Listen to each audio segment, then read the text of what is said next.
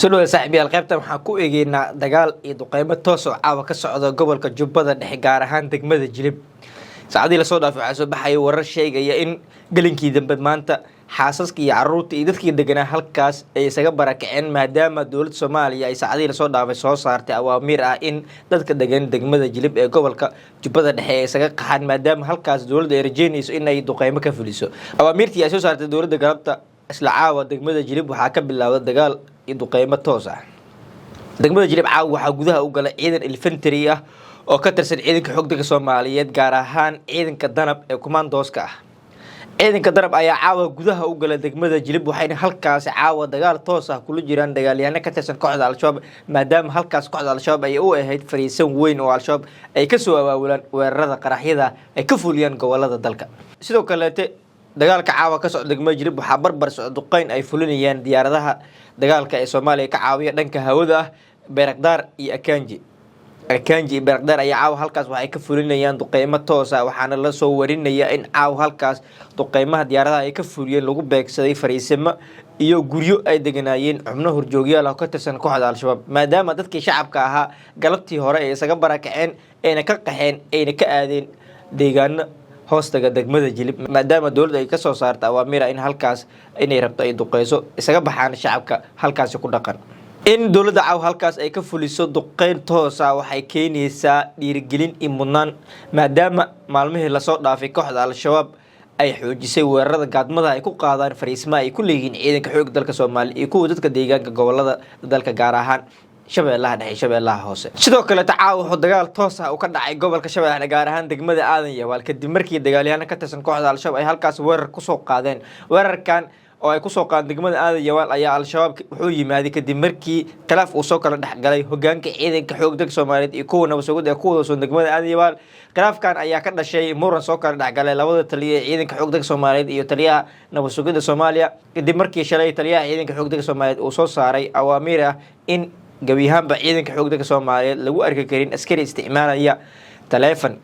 sababtoo ah taleefanka wuxuu keeni karaa in ay Al-Shabaab helaan xogta xerada askariga uu ku sugan yahay qaabka ay u taalo iyo irdaha laga soo galo xerada. taas ayaana keentay in taliyaha ciidanka xoogga dalka Soomaaliyeed Generaal Oduwa Yuusuf Raage uu ciidanka ku amro in gabiyahanba ciidanka ay isticmaali karin wax taleefan ah intii ay joogaan furimaha hore ee dagaalka. balse Sambalolishi ayaa ka hor yimid wuxuuna sheegay in aysan macquul ahayn in ciidanka loo diido inay isticmaalaan taleefan maadaama dadka ay yihiin dad Soomaaliyeed ayna rabaan inay la xiriiraan familkoodana ay rabaan in xaaladooda hadba meesha ay marayso ay ogaadaan. balse labada taliye ayaa isku khilaafay in taleefanada loo fasaxo ciidanka iyo in taleefanada laga reebo balse sida saxda muuqata ayaa waxaa go'aankiisa lagu raacay taliyaha ciidanka xoogga dalka Soomaaliyeed Generaal Oduwa taasoo ugu dambeyn Sambalolishi loo sheegay in uu faraha kala baxo harimaha ciidanka. khilaafkan soo kala dhaxgalay taliyaha ciidanka xoogga dalka Soomaaliyeed iyo taliyaha nabadgelyada Cabdullaahi Maxamed Sambalolishi ayaa waxa ay gaartay arintooda ilaa heer madaxweyne Xasan Sheekh ay gaarto taasoo ugu dambeyn madaxweyne Xasan Sheekh Maxamuud uu caliyay labada taliye haddana labada taliye ay ku sugiin qabo ka mid ah gobolka Shabeellaha gaar ahaan degmada Aadan Yabaal halkaas oo caawa ay dagaal toos ah kaga jiraan labada taliye balaas gudoomiyay maxkamadda ciidamada qalabka sida gaashaanle sare Xasan Cali Loorshote. dagaalkan gobolka Shabeellaha caawa ka dhacay gaar ahaan degmada Aadan Yabaal lagu soo warramay in Al-Shabaab halkaas lagu jimiyay ilaa hadda ciidankan ay ku daba joogaan maleeshiyaadka xerada weerar ku soo qaaday oo ku dhuumaalaysanaya meel u dhow degmada Aadan Yabaal.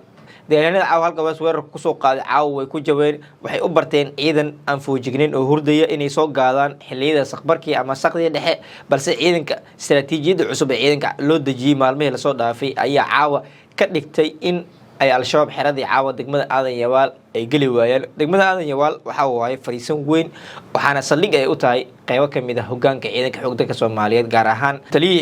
taliyihii lugta iyo gudoomiyaha maxkamadda ciidamada gaashaanle sare Xasan Cali Loorshote oo iyaga halkaas u jooga dardargelinta dagaalka ka dhanka kooxda Al-Shabaab. isku soo wada doob Shabeellaha Dhexe iyo Shabeellaha Hoose waxaa ka socda guluf ka dhanka kooxda Al-Shabaab balse hadda meesha ugu badan oo gulufka dagaal Al-Shabaab kaga socdo waa qaybo ka mid ah gobolka Shabeellaha Dhexe walow inta badan qaybo ka mid ah gobolka Shabeellaha Al-Shabaab laga saaray ay haddana gacanta ku hayaan ciidanka xoogga dalka Soomaaliyeed. waxaana la rajeynayaa maalmaha soo socday bilooyinkan soo aadan in qaybaha ay kaga harsan yihiin kooxda Al-Shabaab Shabeellaha Dhexe laga saaro iyadoo Al-Shabaab inta badan la rajeynayo inay isugu imaan doonaan ama warar soo baxay ay sheegayeen maalmihii la soo dhaafay inay isugu wada yimaadeen xubnihii ugu badnaa iyo horjoogayaasha ugu badnaa kooxda Al-Shabaab ay isugu yimaadeen qaybo ka mid ah gobolka Bay iyo Boqol. balse bay iyo bakool al-shabaab looguma hari doono sida ay sheegeen saraakiisha ciidanka ammaanka iyo madaxweynaha Soomaaliya waxaana loogu daba tagi doonaa meel walba al-shabaab ay galaan ilaa al-shabaab nafarka ugu dambeeya Soomaaliya laga sifeeyay sida ay noo sheegeen saraakiisha ammaanka ee ku sugan qaybo ka mid ah gobolada dalka Shabeellaha Dhexe, Shabeellaha Hoose iyo Hiiraan. si kastaba dagaalkan iyo duqeyntan toosta caawa ka dhacay qaybo ka mid ah gobolada dalka gaar ahaan Jilib iyo gobolka Shabeellaha Dhexe ayaa imaanaysa kadib markii ciidanka xoogga Soomaaliyeed loo dejiyay istiraatiijiyad cusub ay ku dagaalgalaan iyadoona maalmihii la soo dhaafay soo baxayeen warar sheegaya in ciidanka xoogga dalka Soomaaliyeed iyo ciidanka macawisleyda ay ka barbar dagaalamay jiray had iyo jeer la kala saaray ciidan walbana loo sameeyay xero gooni ah uu ka dagaaltago hadda ka bacdina aysan jiri karin askari xerada ama furinta seexan kara maadaama kooxaha al-shabaab ee markastaba soo weerar ku soo qaadi kareen xerooyinka ciidanka ay ku leeyihiin qaybo ka mid ah gobolka Shabeellaha Dhexe. isku soo wada duub al-shabaab waxay hadda ku jirtaa marxaladii ugu dambeeyay waxaan la rajeynayaa in guud ahaanba Soomaaliya laga saaro haddii inta ay la soo gaarto waxa ka codsana inaad qayb ka noqoto saaxiibada ugu xiran waxaan ka codsanaa inaad subscribe channelka like na sii share si saaxiibad badan uu u gaaro wixii ka soo kordha wararkan waxaa noqon doontaa qofka ugu horeeya daawada gambaleelka furo like na saasiin share gare aad iyo aad u mahadsantahay